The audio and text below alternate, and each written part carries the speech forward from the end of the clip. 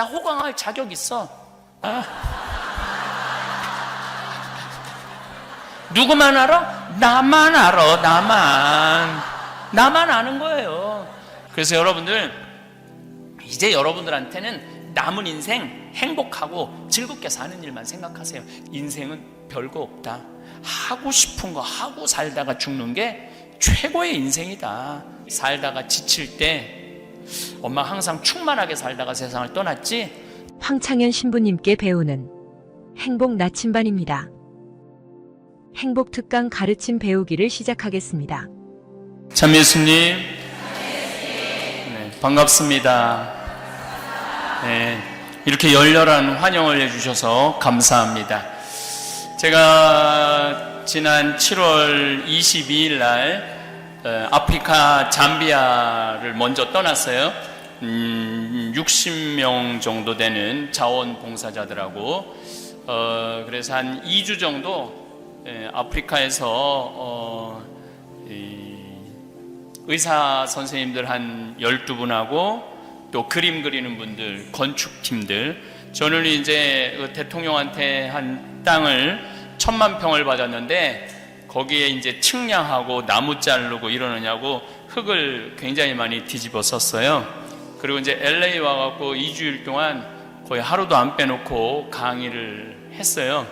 근데 어제 시카고에 왔는데 굉장히 많이 피곤했는데 배를 타고 야경을 보는데 너무 행복하더라고요. 너무너무 아름답고 정말로 한 2시간 동안 입을 다물지를 못했어요. 또 시부님이 피자 먹자고 이제 밤 한 11시 반쯤 피자 먹자고 그래서 뭐 피자를 이렇게 막 즐겨 먹는 사람은 아닌데 시카고 피자라고 그래서 피자를 먹었는데 내 생에 그렇게 맛있는 또 피자는 또 처음 먹어봤어요. 근데 아침에 일어나고 여기 또 목욕탕이 있다고 그러더라고요. 그래서 아침에 목욕탕을 이제 아침에 이제 데려다 줘 갖고 갔는데 한 달 만에 처음으로 이제 목욕탕을 갔어요.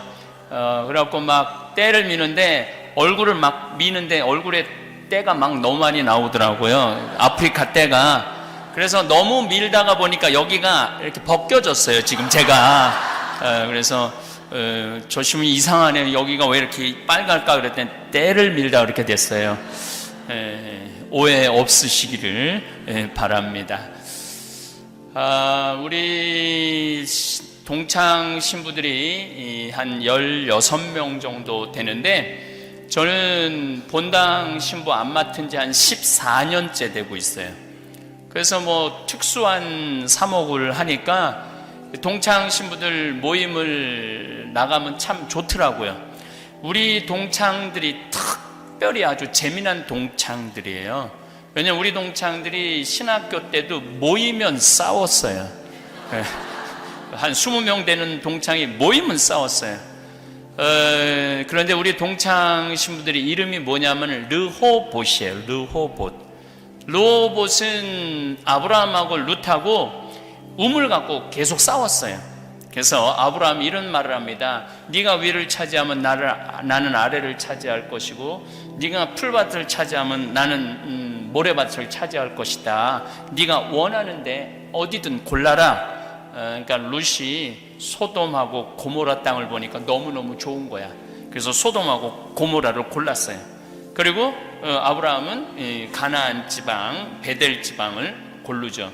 그래갖고 거기서 이제 우물을 하나 이제 룻은 우물이 있는 땅을 하고 아브라함은 우물이 없는 땅을 골라요. 그래갖고 우물이 없는 땅을 이렇게 팠는데 우물이 나온 거예요. 그래서 그 후로부터는 다시는 싸우지 않았다. 그래서 다시는 싸움이 없다라는 뜻으로 르호봇이에요. 그래서 우리 동창 신부들이 이제 신부가 될 때 우리가 이제 신부 돼서는 싸우면 안 되지 않느냐. 그래서 우리 이름을 르호봇으로 하자. 그래갖고 우리 동창 신부들 모임 이름이 르호봇이에요. 근데 이제 25년이 지나서 26년째 가고 있는데 아직도 싸워요. 그래서 어떤 신부는 동창 모임을 아예 이제 탈퇴한 신부도 있고 어떤 신부는 1년 쉬었다가 나오겠다고 그러는 신부도 있고, 또 어떤 신부는 우리가 6년 입학이 모여갖고 같이 서품을 받았는데 아예 입학한 팀으로 간다고 해서 지난 7월 달에는 그 신부는 아예 한 3, 4년 선배 모임으로 보냈어요. 원래 3, 4년 선배인데. 근데 저는 동창 모임에 참 나가는 게 즐거워요. 왜 즐거우냐면은 참 재미난 얘기를 참 많이 해요. 사목 얘기. 뭐 보통 그 동창 신부들이 이번에 이동을 싹 해갖고 이번에는 이야기 주제가 여러 가지였는데 새로 받은 본당에 니네 본당은 교목을 누가 제일 많이 내냐 그랬더니 뭐 누가 110만 원 내는 한 달에 110만 원 내는 사람, 우리는 200만, 그거 갖고 또 싸워요. 우리는 200만 원 낸다, 니네는 110만 원 내느냐. 근데 한 신부가 정말 재미난 얘기를 하더라고요. 자기는 굉장히 한 8,000명 있는 본당에서 1,500명 있는 본당으로 발령을 받아갔어요. 그러니까 어린이 미사를 본인이 하게 되는 거죠. 근데 이제 나이를 먹어갖고 어린이 미사 하기가 참 뻘쭘해갖고 애들하고 대화식으로 이제 이 강론을 한대요. 근데 그날 주제는 12제자와 예수님의 이야기였대요. 예수님이 12제자를 3년 동안 너무너무 사랑했는데 마지막 날 예수님을 배반한 제자가 있다. 그게 누구냐? 그럼 이제 애들이 저요 하면 이제 나오라고 그래갖고 답을 맞히면 상을 줬대요. 초등학교 5학년 남자애가 아주 적극적으로 저요 한 거예요. 그래갖고 나오라고. 예수님을 배반한 제자가 누구냐? 그러니까 얘는 이스가리온 유다요. 정확하게 답을 맞춘 거죠. 근데 신부님이 문제를 하나 더 냈어요. 그런데 이스가리온 유다 말고 예수님을 배반한 제자가 또 하나 있다. 그게 누구냐? 근데 얘는 이스가리온 유다까지만 안 거예요. 굉장히 당황스러운 거예요. 한 명만 대답하면 될 줄 알았는데 배반한 사람이 또 있다고 그러니까 얘가 막 눈을 까무락거리고 막 머리를 돌리는 게 보이니까 안타까운 마음에 신부님께서 힌트를 하나 줬어요. 나 그 사람 모른다고 그런 사람 있잖아. 당신 그 사람 같이 다니지 않았냐? 그러니까 나 그 사람 모른다고 그런 사람 있지 않느냐? 그랬더니 얘가 막 눈을 까무락거리더니 우병우인가? 그러더래요.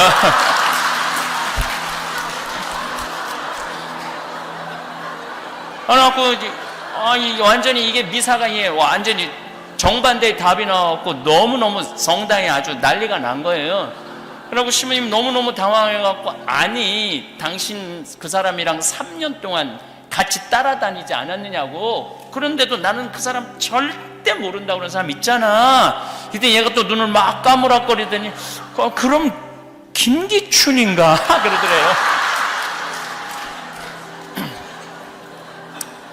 저녁을 먹으면서 그게 그 어린이 미사를 참석한 아빠가 인터넷에 띄운 거예요. 너무너무 재밌다고 오늘 재미난 어린이 미사 강론을 봤다고. 근데 저는 이제 그 얘기를 듣고 운전하고 평창으로 이제 들어가면서 처음에는 너무 웃었지만은 조금 운전하고 오는데 갑자기 슬프더라고요. 지금 우리 대한민국의 어른들이 물려줄 나라가 이런 나라인가? 책임지지 않고 모른다고 그러고 나는 그런 거 한 적 없다고 그러고 온 그 청문회에 나온 모든 사람들이 참 창피하더라고요. 지금 그 서울 구치소에 들어가 있는 분들을 보면은 그분들 가지고 임시 정부를 꾸며도 될 정도로 핵심 요원들이 들어가 있어요. 대통령 들어가 있지, 비서실장 들어가 있지, 장관 들어가 있지, 수석 들어가 있지, 차관 들어가 있지. 그것도 모자라갖고 그 학계에서 총장 들어가 있지, 학장 들어가 있지, 다 들어가 있는 거예요. 임시정부를 꾸며도 될 정도로 이 사회를 이끌고 나갔던 사람들인데 모른다고, 나는 기억 안 난다고. 참 부끄럽더라고요. 우리가 아이들한테 물려줄 나라는 정의로운 나라, 행복한 나라, 책임지는 나라를 물려줘야 되는데 거짓말하는 나라, 생명이 없는 나라를 물려주는 거 아닌가. 어떻게 보면 요즘 우리는 아이들한테 죽음의 문화를 물려주는 나라인 것 같아요. 우리나라가 OECD 국가 중에 14년 연속 자살률 세계 1위예요. 참 많이 죽어요. 그러니까 이게 중고등학교도 세계 자살률 1위, 3, 40대도 세계 자살률 1위, 뭐 7, 8, 90대는 미국보다 8배 많이 죽어요. 미국보다 자살하는 숫자가 엄청나게 많이 죽어요. 그러니까 이 생명이 흘러넘치는 나라가 아니라 죽음이 흘러넘치는 나라를 물려주는 거 아닌가. 지난번에 대통령 선거할 때 대구에서 출마한 대통령 후보가 만약에 우리 대구 지역에서 이번에 대통령이 나오지 않는다면 우리 대구 사람들은 전부 낙동강에 가서 빠져 죽어야 된다고. 아니, 대통령 안 나오는 게 뭐 그렇게 슬픈 일인가. 낙동강에 가서 빠져 죽을 정도로. 제 생각에는 그렇게 열심히 대통령 선거 운동했는데 떨어졌으면 낙동강에 가서 빠져 죽을 게 아니라 낙동강에 가서 쉬어야죠. 그동안 고생했으니까. 근데 우리는 목적을 이루지 못하면 죽어야 돼. 목적을 이루지 못하면. 그냥 중간에 최선을 다한 건 소중한 게 아니야. 목적을 이루지 않으면 죽어야 돼. 또 지난번에 문재인 대통령 아들 그 안철수 따라다니는 열렬 팬이 조작을 해갖고 그 드러났잖아요. 그랬더니 그 박지원 대표가 참 그 나라를 이끌고 이제까지 나라를 이끌고 가던 사람인데 이렇게 말을 합니다. 만약에 내가 그 취직 조작 사건에, 전화기 조작 사건에 내가 개입했다면은 나는 내 목을 내놓겠다. 그러니까 니네들은 뭘 내놓고, 왜 목을 내놔? 그냥 책임지면 되지. 꼭 목을 그렇게 언어 표현을 해야 되느냐 이거죠. 꼭 목을 내놔야 되냐 이거예요. 그래서 그런 걸 보면 참 안타깝더라고요. 이게 정치인들만 그런 게 아니에요. 정치인들만 그런 게 아니라 난 내 강의 때 핸드폰 울려도 한 번도 신경질을 부린 적이 없어.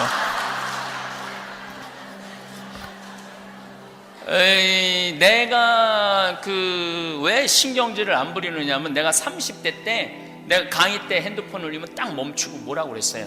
또 강의 때뿐만 아니라 미사 때 거룩한데 핸드폰 울리면 내려놓고 이 거룩한 기도 시간에 남들 분심 들게 한다고 혼 많이 냈어요. 근데 정말로 30대 때 고향 성취하는데 핸드폰이 울리는데 딱 울리더라고요. 내가 내려놓고 무식하게 미사 시간에 핸드폰도 안 꺼놓고 남들 분심 들게 한다고. 근데 미사 끝나고 자매 하나가 와서 시모님 너무너무 죄송하다고. 우리 남편 핸드폰이라고. 아니, 남편이 입이 없냐 발이 없냐, 왜 남편이 와서 사과해야지 당신이 사과를 하느냐. 그랬더니 우리 남편은 청각장애자라는 거예요. 청각장애는 언어장애가 같이 당연히 오죠. 근데 보통 이 휴대폰이 동영상을 보면은 바뀌어요. 진동이 꺼져. 그래갖고 말이 나와요. 그러니까 뭐 휴대폰 동영상을 봤나 봐요. 그러니까 자기가 켜졌는지 모르는 거야. 아내도 모르고 남편도 모르고. 신부님 분심 들게 해서 너무너무 죄송하다고. 내가 그날 이후부터 지금까지 내 강의 때 핸드폰 울려도 한 번도 신경질을 부린 적이 없어. 다 사정이 있더라고. 그리고 내 나이만 돼도 네 바지에서 울리는지 내 바지에서 울리는지도 몰라. 지금 핸드폰 울리는 할머니들 자기 핸드폰에서 울리는지도 몰라. 근데 내가 승질 부려봐야 나만 그냥 머리 뜨거운 거예요. 우리 부관장 신부도 시모님 저도 강의 때 핸드폰 울려면은 화 안 낸대. 왜 화 안 내냐 그러니까 아버지랑 미사 참여를 하는데 신부님 말대로 정말로 신부님이 고향 성체를 했는데 아버지 핸드폰에서 뱀이다 이게 나오더래. 아니, 내 아버지 핸드폰에서도 뱀이다 이게 나오는데 내가 누구를 뭐라고 그러느냐고. 그래서 혹시 까먹을 수도 있고 그러니까 어쨌거나 이게 정치인들만 그러는 거 아니에요. 여러분들도 집에서 보면 자식들한테 너 이번에 대학 떨어지면 너하고 나하고 접시에 코 박고 죽자.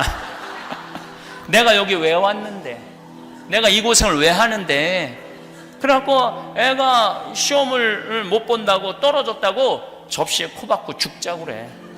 그러니까 우리 한국 사람들은 enjoy your life를 못 하는 거야. 그냥 즐기면 되는데 죽기 아니면 까무러치기야. 너무너무 스트레스를 받고 사는 거예요.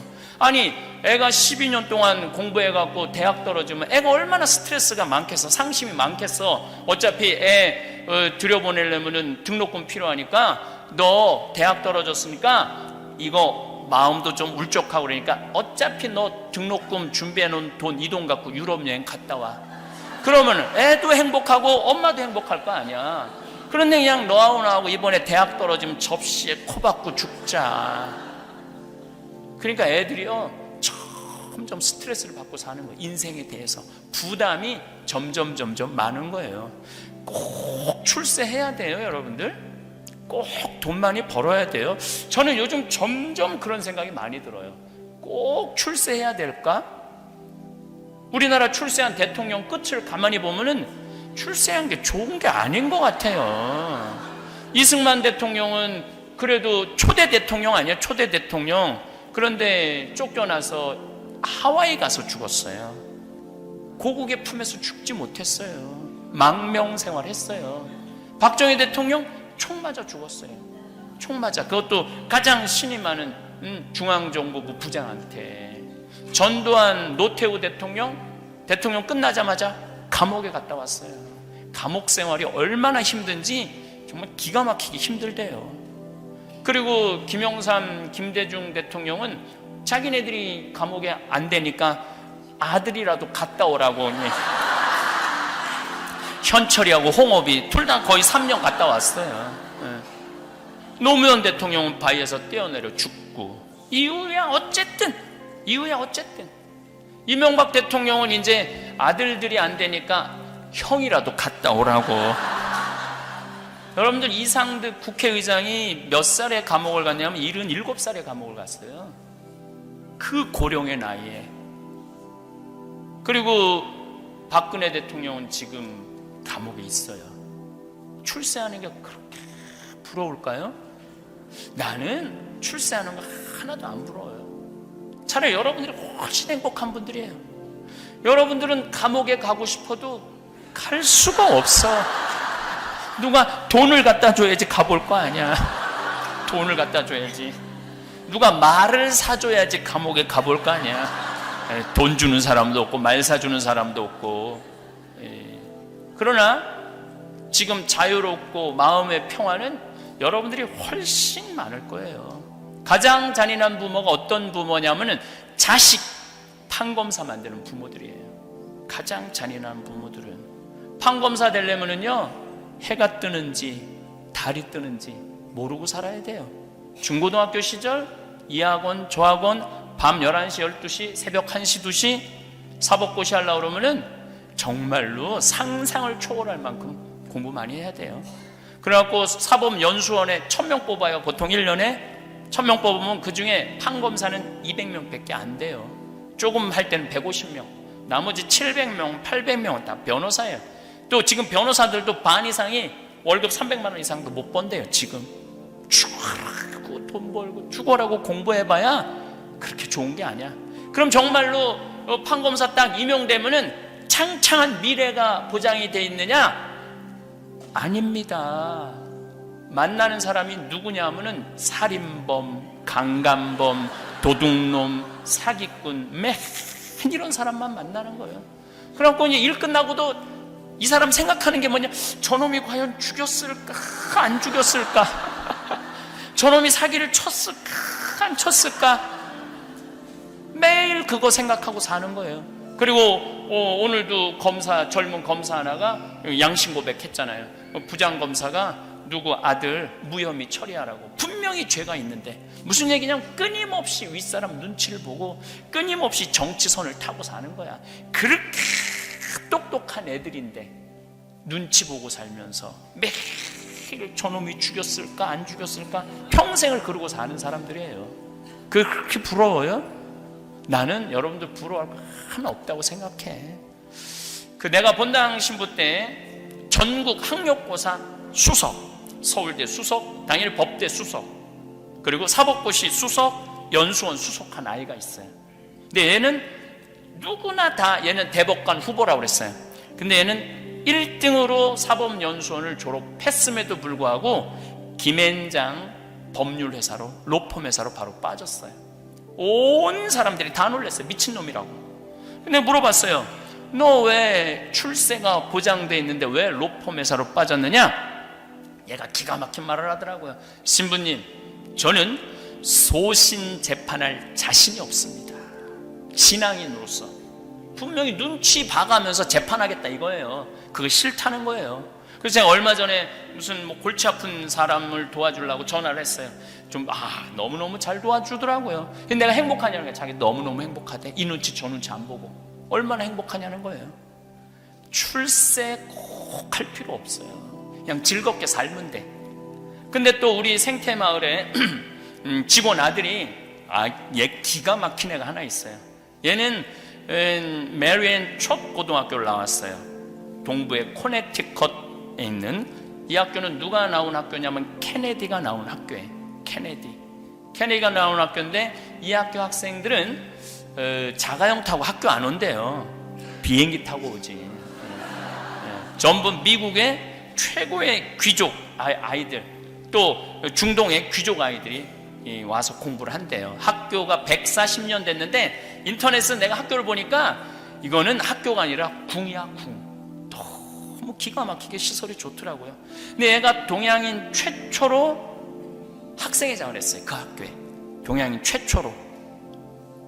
그리고 얘는 콜롬비아 대학 4년 전액 장학생으로 갔고 콜롬비아 대학을 졸업을 했어. 얘는 이제 월가에 가면은 그 학생회장이니까 얼마나 인기가 좋았으니까 학생회장을 했을 거 아니에요. 걔네들 조금만 은행에 취직을 해갖고 좀 자금 유치하면은 얘는 돈방석에 앉는 애야. 그리고 그 누나가 너는 이제 월가에 가면은 너는 이제 돈방석에 앉는다 그랬는데, 얘가 딱 한국에 와서 우리 평창에 와서 아버지하고 저한테 그러는 거예요. 우리 직원이 그 아버지니까, 아버지, 신부님, 저 연극하고 싶어요. 전혀 준비도 되지 않은 그 분야에서 공부도 하지 않은 애가 저 연극하고 싶다는 거예요. 근데 저는 내 주위에 있는 모든 사람들한테 똑같이 하는 얘기가 있어요. 인생은 별거 없다. 하고 싶은 거 하고 살다가 죽는 게 최고의 인생이다. 남 눈치 봐가면서 이 판사들 눈치 보고 검사들 이 눈치 저 눈치 봐가면서 이 선 탔는데 여기 우병우 라인이 망가지면 다 쫓겨나고 저 라인이 망가지면 다 쫓겨나고, 그런 거보다도 내가 하고 싶은 거 하고 사는 게 최고로 행복한 사람이다. 시키자. 아버지도 이제 좀 돈이 필요했음에도 불구하고 좋다고 시키자고 그래서 했어요. 얘가 NYU 뉴욕 주립대학 대학원을, 연극 대학원을 갔어요. 2년 졸업을 하고 나서 연주회를 하는데 NYU 대학 졸업 연주회 그 중에 가장 많은 감독들한테 네임카드를 받았대요. 근데 얘는 정말로 뮤지컬 배우로서, 연극 배우로서 치명적인 약점이 있어요. 어떤 약점이 있느냐면 나보다 키가 조금 커요. 치명적이죠. 그럼에도 불구하고 하고 싶으니까.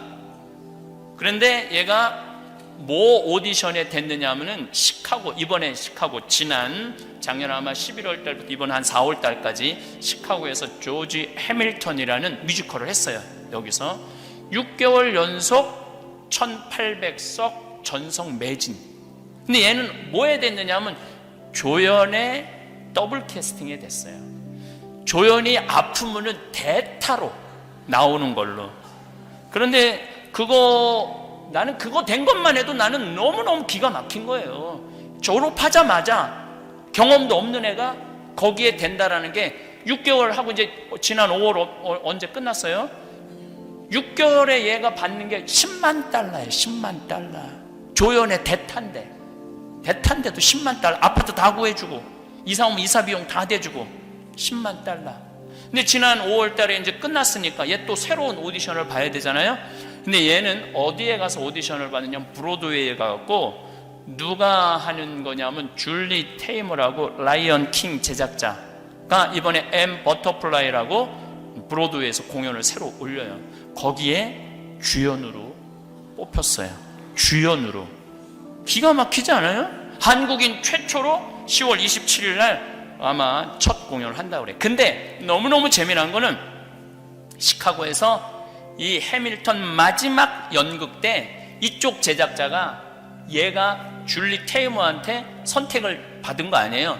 그랬더니 네가 나한테 오면 언제든지 주연을 시켜주겠다. 그리고 조지 해밀턴 마지막 공연에, 시카고에서 한 마지막 공연에 3시 공연, 7시 공연을 얘를 주연을 줬어. 주연을. 그래갖고 얘가 주연을 했어요. 그리고 커튼콜을 나한테 보내는데 정말로 기립박수를 받는데, 마지막에 그 하이파이를 동료들하고 하는데 키가 조그마니까 다 점프해서 하이파이를 하더라고요. 점프를 해서. 그럼에도 불구하고 기립박수를 받고 그런다는 건 얘가 너무 에너지가 많은 애예요. 에너지가 많아. 얘를 월가에 데려다 놨으면은 얘하고 술 먹고 비유 맞추고 쟤하고 술 먹고 비유 맞추고 그럴 거 아니에요. 걔는 행복하지 않았을 거예요. 근데 자기는 너무너무 행복하대. 근데 더 기가 막힌 건 얘가 나한테 편지를 했어요. 이제 그 오디션이 되고 난 다음에 신부님 너무너무 감사하다고. 왜 감사하냐면은 내가 평상시에 얘 오면은 $2,000, $3,000 막 줬어요. 내가 또 사람한테 투자하는 기본이 있거든. 막 줬어. 또 뉴욕에 가면은 나오라고 그래갖고 밥 사주면서 또 $1,000 강사료 받은 거 뭐 한국까지 갖고 가요. 그냥 다 줬어. 근데 얘가 신부님, 저는 신부님을 기억합니다. 우리 집이 너무너무 힘들 때 신부님이 배려해주고 유머로 안아주고, 난 내 강의 때 핸드폰 울려도 한 번도 신경질을 부린 적이 없어.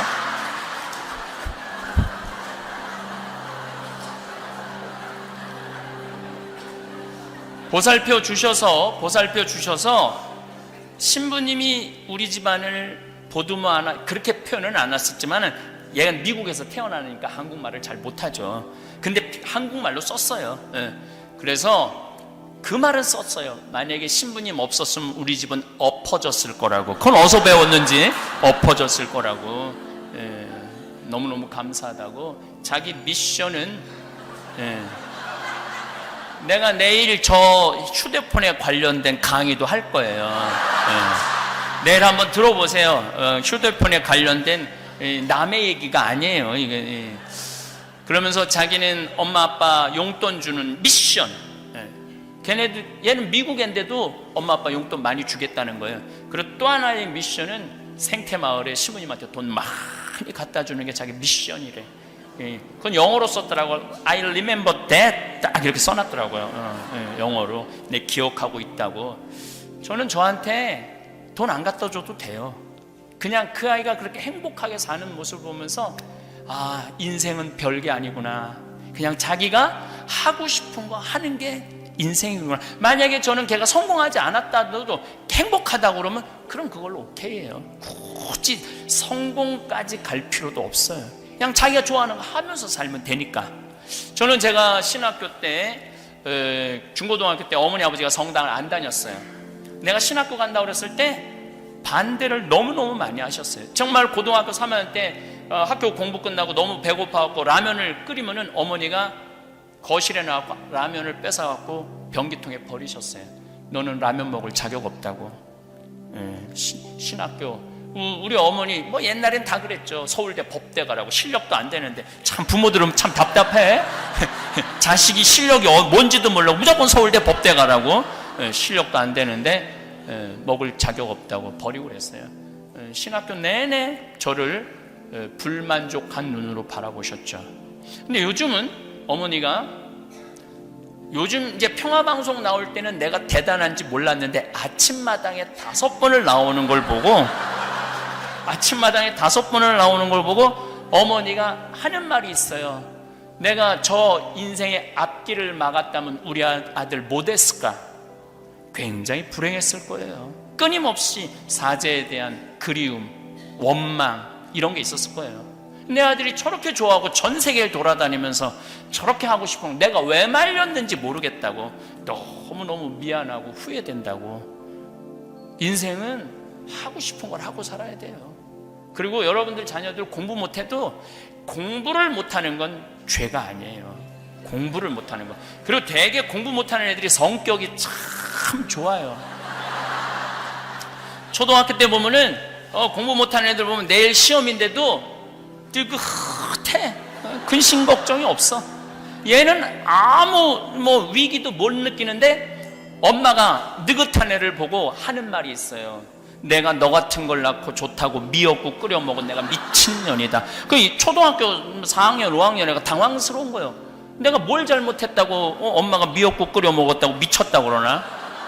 그리고 애가 막 밥 맛있게 먹으면은 엄마가 또 한마디 해. 밥이 목구멍으로 넘어가냐.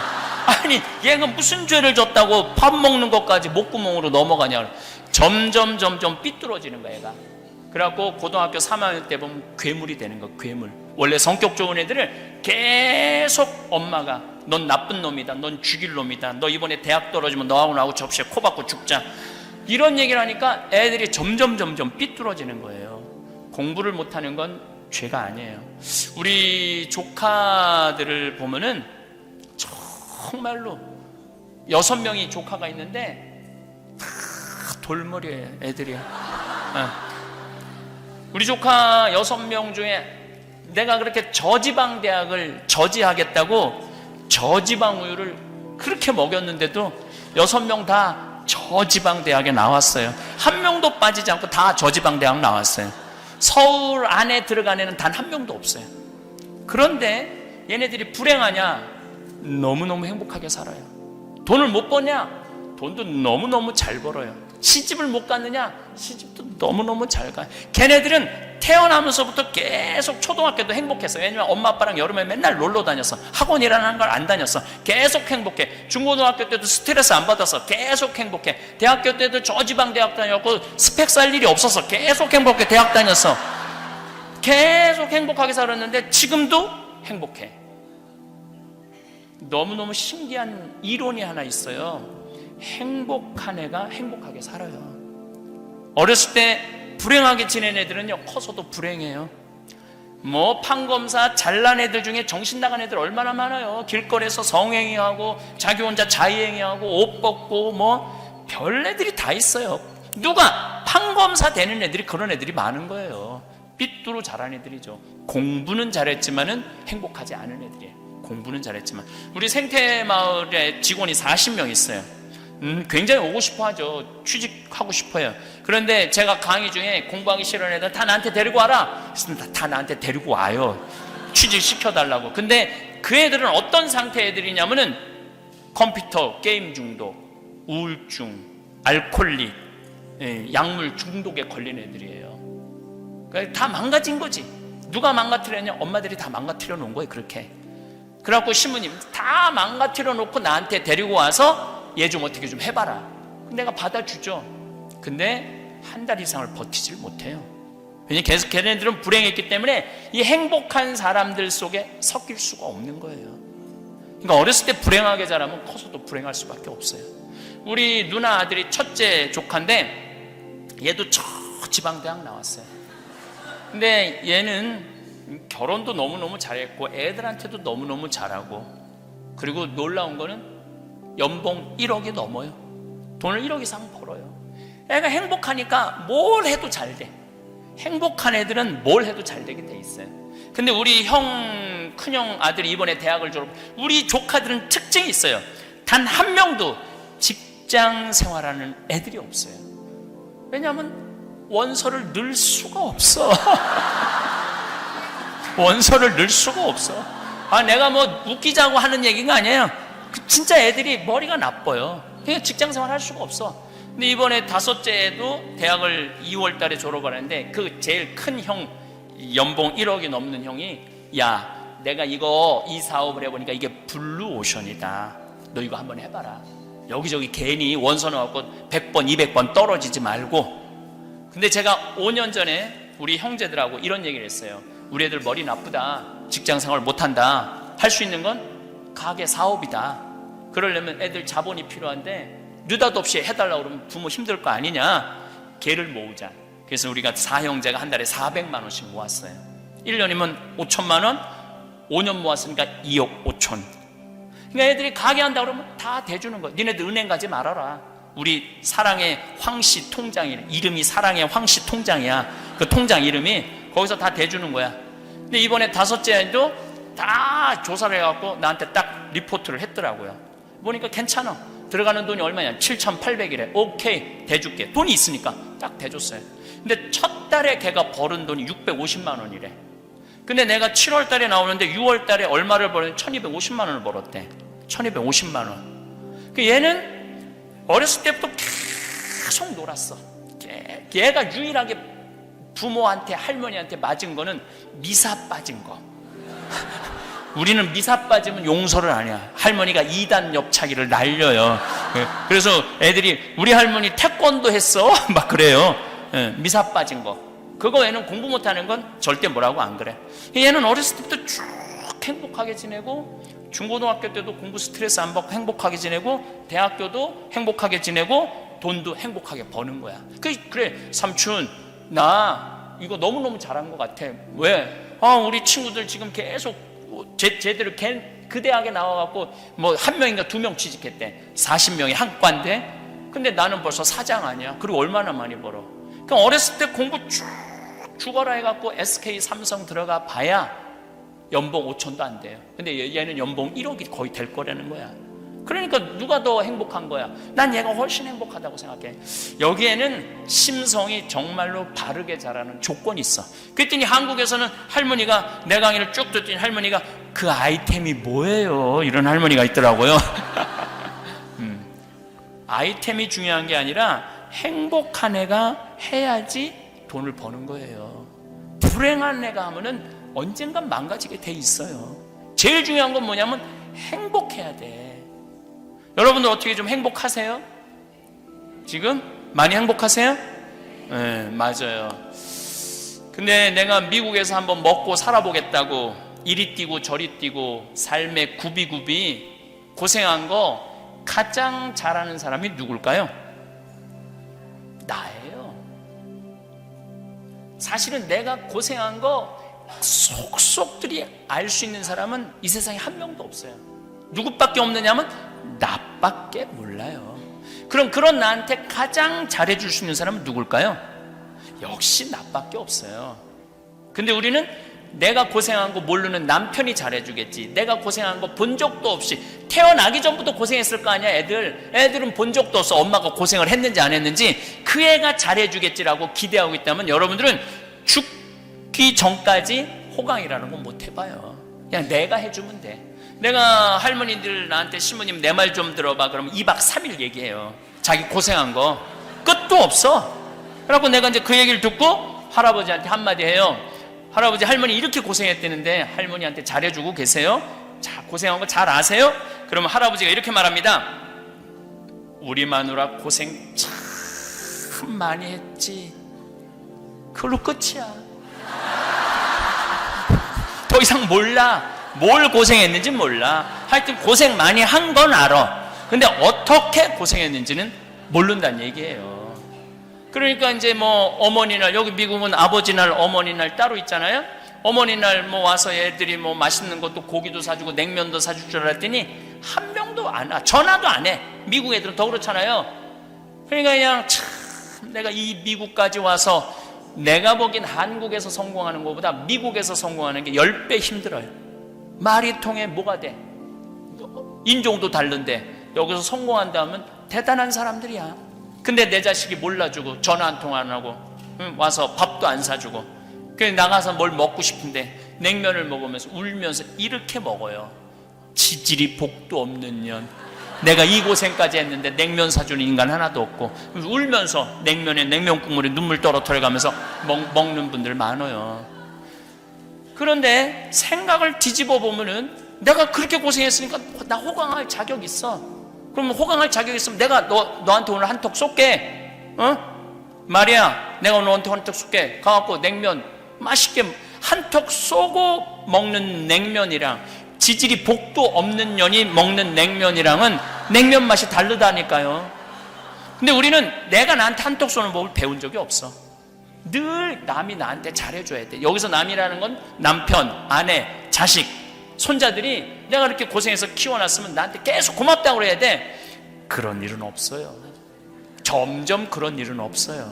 그럴 수도 없고, 제가 23년 전에 평택 비전동에 본당 신부로 발령을 받아갔어요. 31년 전 얘기예요. 21년 전 얘기예요.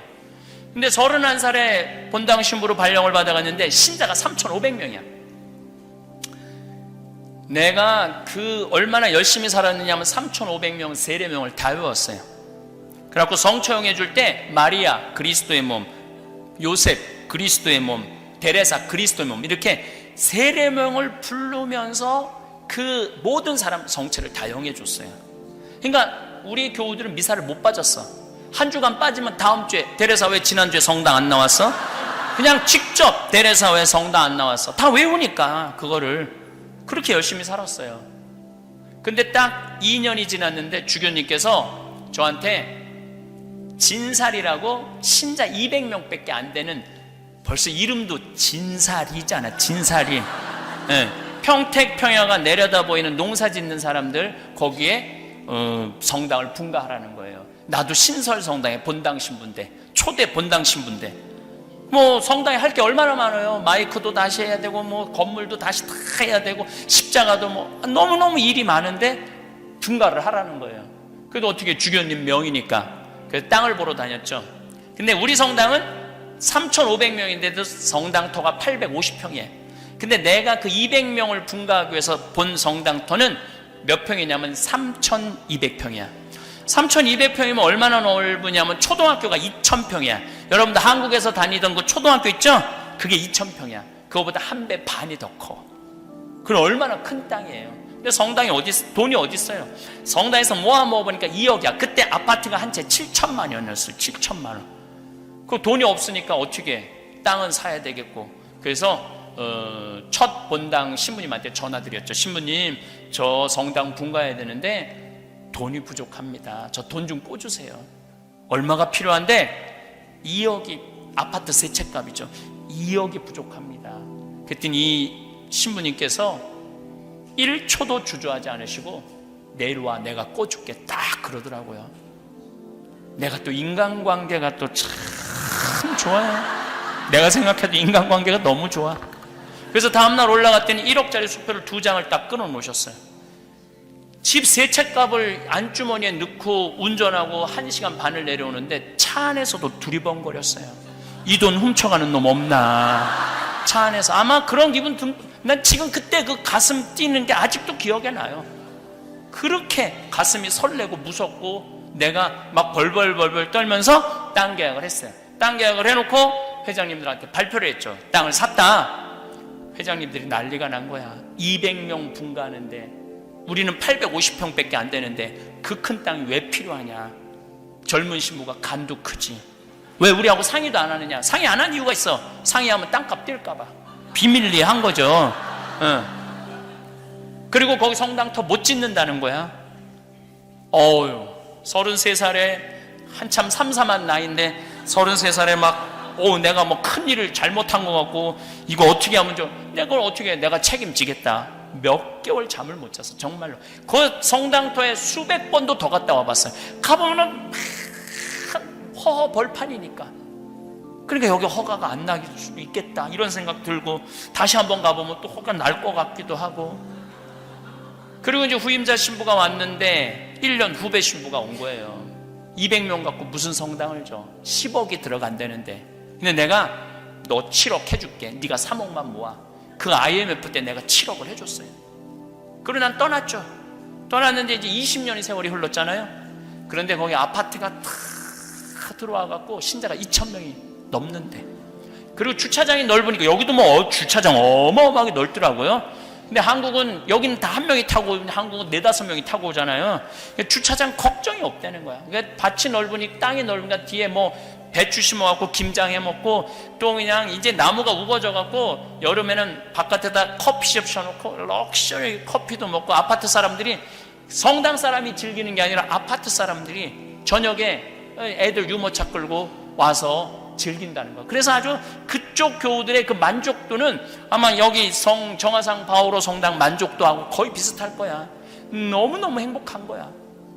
그런데 그렇게 내가 마음고생해서 땅 사고 분가한 거 아무도 몰라. 누구만 알아? 나만 알아. 나만 아는 거예요. 여기 계신 여러분들 이미 나갔고 정말 뭐 어떤 분은 막 40달러 갖고 온 분도 있고 100달러 갖고 온 분도 있고 정말로 하루하루 그렇게 한 거 자식들이 알 것 같아요? 몰라요. 몰라. 또 고생한 거 얘기하면 애들이 뭐라 그래? 엄마 그만해. 한 번만 하면 100번째야. 이거 얘기해도 몰라. 얘기 안 해도 모르고. 그러니까 고생한 걸 누구만 아느냐면 나만 아는 거야. 나만. 그러면 그런 고생한 거 나만 아는 나한테 가장 잘해줄 수 있는 사람은 누구밖에 없을까요? 나밖에 없어요. 우리는 큰 착각을 하고 사는 거예요. 내 행복은 남편이 책임져 주는 것도 아니고 자식이 책임져 주는 것도 아니에요. 내 행복은 누가 책임져내냐면 내가 책임지는 거. 내가. 그런데 그때 4억 주고 산 땅이 지금 무슨 삼성 쇼핑몰이 들어온대요. 거기에. 그래갖고 땅값이 아파트가 다 들어와. 정말 그때 22년 전의 모습은 온데간데 없고 완전히 새로운 도시가 쓴 거야. 그때 4억 주고 산 땅이 100억 정도 가치가 됐대요. 그런데 내가 그렇게 교회 재산 100억으로 늘려준 거 아무도 몰라. 누구만 알아? 나만 알아. 나만 아는 거야. 그런 나한테 잘해줄 수 있는 사람은 누구밖에 없을까요? 나밖에 없는 거예요. 나밖에. 그래서 저는 저한테 참 잘해줘요. 누가 뭐라 그래도 나는 남한테 원망 거의 안 해요. 뭐 맛있는 거 있으면 나 다 내 돈 가지고 가서 사 먹어요. 내가 항상 그러잖아. 창현아 갈비 먹고 싶니? 가자. 내가 사줄게. 난 내가 나한테 사줘. 뭐 총회장이 사줄래나 부회장이 사줄래나 성무회장이 사줄래나 기다리다가는 갈비 한번 못 얻어 먹어요. 갈비 한번. 그 다음에 가끔 영덕대게 여기 랍스타 먹고 싶잖아요. 전 그냥 가요. 가서 사 먹어요. 영덕대게는 좀 비싸요. 20만 원, 30만 원. 그래도 내가 100억을 벌려준 사람인데 날 위해서 2, 30만 원을 못 써. 먹어요. 그럼 기분이 너무너무 좋아. 행복하고. 남 원망할 거 없어요. 내가 이번에 25주년 행사하는데 그 진살이라는 성당에서 한 명도 안 왔어요. 한 명도. 왜냐하면 올 수가 없어. 왜냐하면 그 2,000명 중에 내가 떠나고 난 다음에 세례받은 사람들도 많아요. 그렇지 않겠어요? 그리고 후임자 신부가 5대째라는데 내가 쭉 얘기를 들어보니까 내가 신부 떠나고 난 다음에 신학교 들어온 애들이 많아. 내가 신부 된 지 이렇게 젊어 보여도 25년이나 됐는데 25년이면 세 텀이 돌아가는 거예요. 신학교 7년 21년. 그럼 그 밑은 모르는 거예요. 근데 원망스럽다고 섭섭하다고 인간한테 잘해줘봐야 다 소용없다고 머리 검은 짐승한테는 잘해주는 게 아니라고 이게 다 자기를 사랑할 줄 모르는 사람들이 하는 얘기예요. 그냥 자기가 해먹으면 되지. 자기한테. 작년 12월 6일 날 저는 이선희 콘서트를 갔어요. 너무너무 바쁜 와중에 전 이선희 노래를 너무너무 좋아해요. 모든 곡들이 다 좋아. 근데 요즘 나온 곡에 인연이라는 노래가 있어요. 이거 들어보면 가슴이 찢어져요. 무슨 내용이냐면 이 생에는 안 되니까 다음 생에라도 우리 사랑하자는 얘기야. 이거 우리 신부들을 위한 노래야. 오늘 집에 가서 들어보세요. 내가 얼마나 구구절절히 이 얘기를 뭐 어떨 때는 그 강의 끝나고 들어올 때 2시간 내내 그것만 반복해서 들을 때도 있어요. 어쩜 이렇게 노래를 기가 막히게 하느냐. 근데 공연을 가고 싶은 거, 공연을. 근데 뭐 이 12월 6일 이제 하루 딱 비길래 주일날 서울 공연 벌써 끝났더라고. 대전 투어가 있더라고. 대전 공연 강당인데 큰 체육관인데 좀 늦게 예약을 했어. 그래도 VIP 자리를 예약하는데 15만 6천 원이에요. 15만 6천 원. 15만 6천 원인데 누구 돈으로 끊었느냐 하면 내 돈으로 끊었어요. 왜? 누가 보고 싶어? 내가 보고 싶으니까. 내가 보고 싶으니까 내 돈으로 끊었어. 그런데 그게 달라요. 내가 좋아서 내 돈으로 끊고 내가 가서 듣는데 첫 곡이 인연인 거야. 그 얼마나 기분이 이게 설레고 흥분되는지 막 기가 막히더라고요. 여러분들도 조용필 씨 혹시 여기 오면은 꼭 공연 가세요. 네? 공연을 왜 가야 되느냐면은 이제 조용필도 노래 부를 날이 얼마 남지 않았어. 여러분들의 문제가 아니라. 그러니까 그 기가 막힌 공연 가보면은 막 흥분되고 너무너무 좋다는 거예요. 그래서 하고 싶은 거 하세요.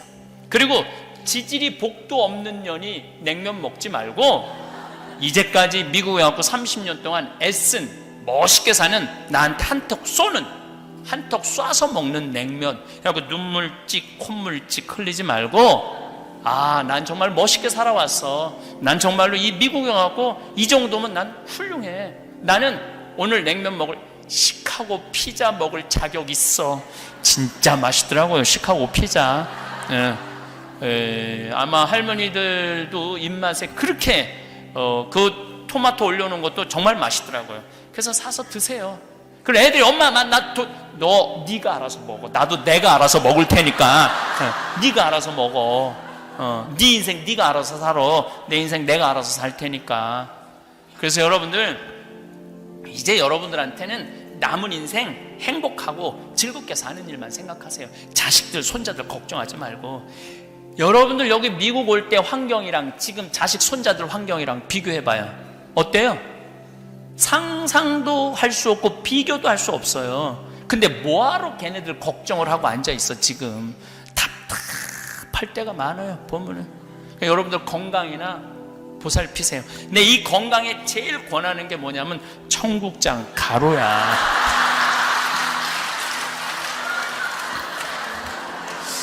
내가 그 청국장 이 가루를 10년 전부터 만들어 팔기 시작했는데 첫 해 500만 원, 둘째 5천만 원, 올해는 30억, 300만 달러, 3밀리언을 판매를 해요.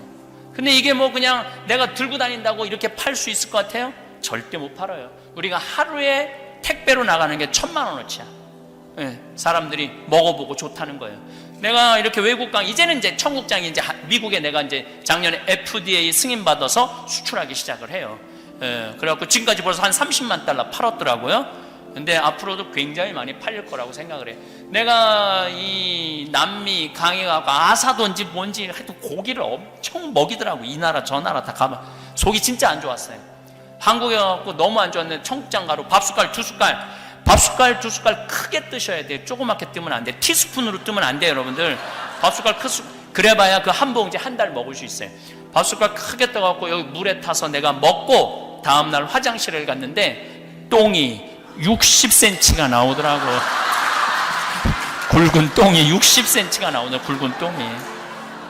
진짜 좋은 것 같아. 미국 LA에 확 붐이 일어나는 건 어떤 분이 당이 있는데 당이 잡혔대. 그래갖고 이분 저분 다 사준대. 고혈압도 마찬가지지만. 내가 이렇게 전화를 받아보면은요, 가끔 직원들이 너무 바쁘면 나도 전화를 받거든요. 생태마을에서 한 분이야. 세례명을 꼭 물어봐요. 저 천주교 신자 아닙니다. 천주교 신자 아닌데 어떻게 주문했냐 그러니까 너무 또 마침 수원에 우리 정작 꽃매라고 우리 집 동네야. 제가 너무너무 아파갖고 이제 쓰레기를 버리러 나가는데 쓰레기 버리러 온 자매한테 나는 너무너무 아프다고 그랬더니 그 자매가 그러더라고. 청국장 가루 먹으라고. 생태마을에서 만드는. 그래서 이끈 저끈 잡아본다고 그 청국장 가루를 사다 먹기 시작했대요. 온 집안의 약을 다 갖다 버렸대. 신부님 너무너무 감사하다고. 참, 난 우리 교우들은 복음을 전하라고 그랬더니 청국장 가루를 전하고 있어. 전하려면 복음을 전해야지. 제가 성서 강의하는데 그 학생 중에 한 명이 우리나라 고려대학교 대학병원 약학장이야. 교수죠. 당연히 약사고. 근데 나한테 하루는 찾아와서 신부님 저는 신장의 하나를 기능을 못합니다. 그리고 하나는 52%밖에 기능을 못합니다. 약사니까 아주 자기 몸에 대해서도 너무 잘 설명을 하더라고요. 제가 피곤하면 화장실에 가면 콜라 색깔이 나옵니다. 신장은 좋아지는 경우가 없습니다. 점점 55살 6살쯤 되는데 점점 안 좋아지다가 마지막엔 투석을 하게 되는 경우입니다. 근데 약으로는 안 되니까 건강식품을 찾아봤대요. 근데 우리 생태마을에 청국장이 K2라는 성분이 있대. 그게 신장이 좋대요. 그래갖고 본인이 FDA 승인받은 거 보내라고. 그거 완전히 영어로 된 건데 딱 받아보더니 단백질 변형도 너무 잘 돼 있고 철분 함량이 너무너무 많다는 거예요. 이 철분, 이 50대 60대 된 주부한테 최고 필요한 게 철분이라고 그러더라고요. 철분 함량이 너무 많아갖고 자기가 먹기 시작을 했는데 3달을 먹었는데 52% 기능밖에 못하던 게 64%로 올라갔다는 거예요. 신부님, 제가 이 리포트 드릴 테니까 온 세상 사람들한테 얘기하세요. 제가 그래도 전문가입니다. 정말로 좋은 청국장 이렇게 만들어서 판매해 주셔서 너무너무 감사하다고. 내가 그 청국장 갖고 왔어요. 바깥에 나가셔서 사시면 돼요. 그런데 이 때가 기회라고 지금 500개를 보냈는데 다 팔렸대 벌써. 사고 싶어도 못 산대. 아까 신부님이 그러시더라고요. 주문하면은 여기는 어차피 뭐 여러 가지 방법이 있어요. 비행기로 오는 방법이 있고 배로 왔다가 기차로 오는 방법이 있고 아마 여기 스태프들이 잘 알아서 할 거라고 생각을 합니다. 그리고 여러분들 자녀들 중에 성당 안 다니는 자녀들이 있을 거예요. 그런데 여러분들 앞으로 제발 이 말만은 하지 마세요. 애들이 성당 안 나오는 건 지겨운 거야. 성당 나가는 게 재미도 없고. 근데 안 그래도 나가기 싫은데 늙은 엄마가 머리 하얗고 이마 쭈글쭈글한 할머니, 웃어도 괜찮은 엄마가 성당 나가라 할 때 어떻게 하면서 성당 나가라고 그러는지 알아요? 성당 좀 나가. 안 그래도 나가기 싫은데 늙은 엄마가 인상 쓰면서 성당 좀 나가 그러면 더 나가기 싫어요. 그러니까 오늘 이후부터 그건 선교가 아니야. 더 성당에서 밀어내는 거야. 사실은 정말 여러분들 자식들한테 선교하고 싶다면 애들이 오잖아요. 이렇게 말해야 돼요. 나는 하느님을 믿어서 너무 행복하다. 그리고 나는 오늘 이후부터 지질이 복도 없는 년이 냉면 먹지 않고 이 미국에 와서 훌륭하게 산 나한테 내가 쏠 거다.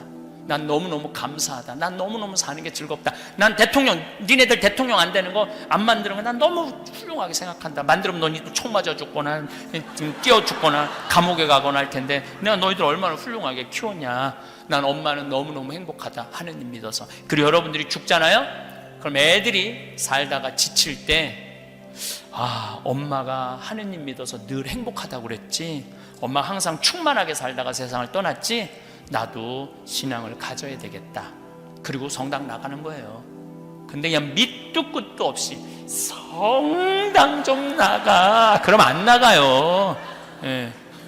그리고 제가 죽음 껴안기, 삶 껴안기, 자신 껴안기라는 CD를 3개를 갖고 왔어요.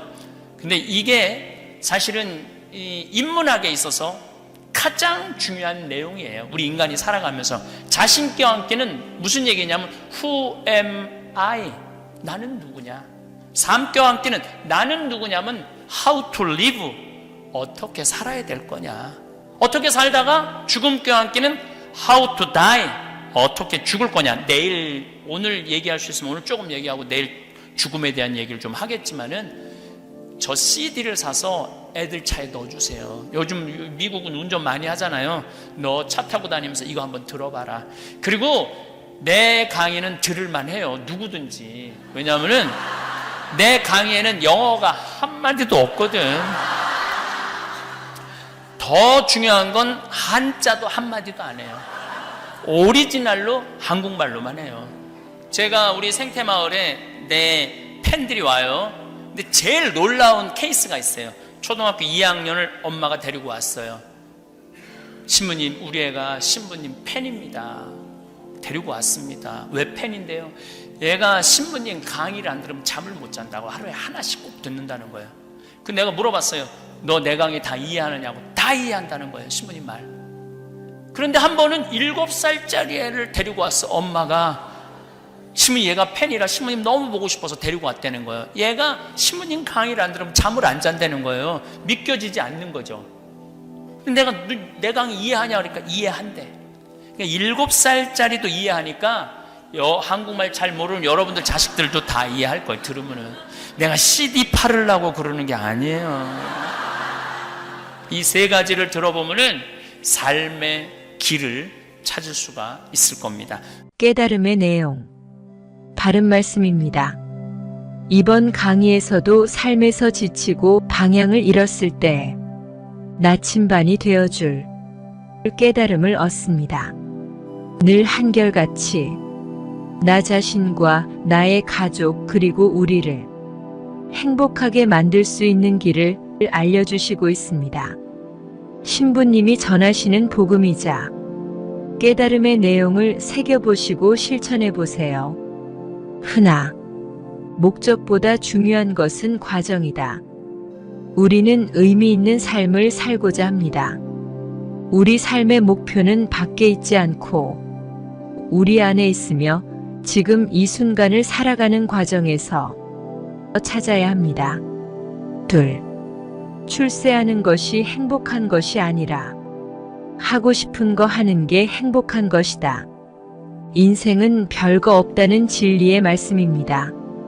자신이 하고 싶은 것 하고 살다가 죽는 것이 최고의 인생이고 최고의 행복입니다.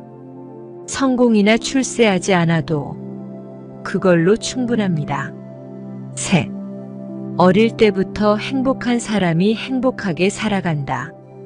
돈도 아니고 공부도 아니며 어릴 때부터 잘 먹고 잘 마시고 잘 놀며 행복한 사람이 계속 행복하게 살아간다는 것입니다.